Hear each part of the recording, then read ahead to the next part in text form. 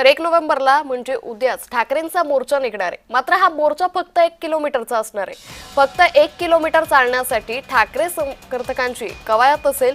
त्यामुळे एकंदरीतच ठाकरेंचा उद्या मोर्चा निघणार आहे। मतदार यादीतील घोळा संदर्भात हा मोर्चा काढला जाणार आहे। या मोर्चामध्ये सहभागी होण्याचे ठाकरे बंधूंकडून आवाहन करण्यात आलेले आहे। कालही मनसे अध्यक्ष राज ठाकरे यांनी मतदार यादीतील घोळाबाबत सादरीकरण केलं।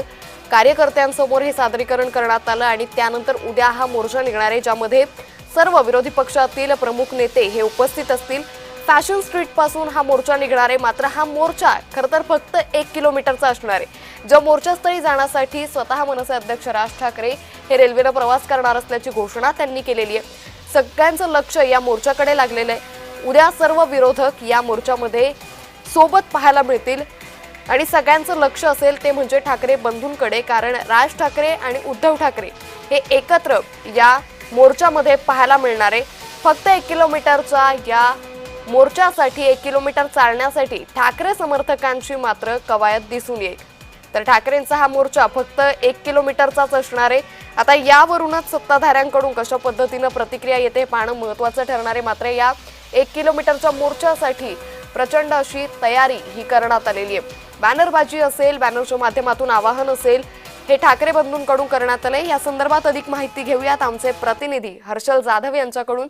हर्षल, आपण पाहतोय ठाकरेंच्या मोर्चाकडे सगळ्या राज्याचं लक्ष लागलंय, मात्र हा मोर्चा फक्त 1 किलोमीटरचा असणार आहे, काय अधिक तपशील? नक्कीच मतदार यादीतील घोळांबाबत महाविकास आघाडी आणि मनसेने मोर्चा काढणार आहेत।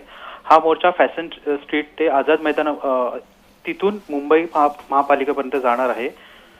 पण हा मोर्चा अवघा 1 किलोमीटर असणार असं हे दिसतंय, कारण की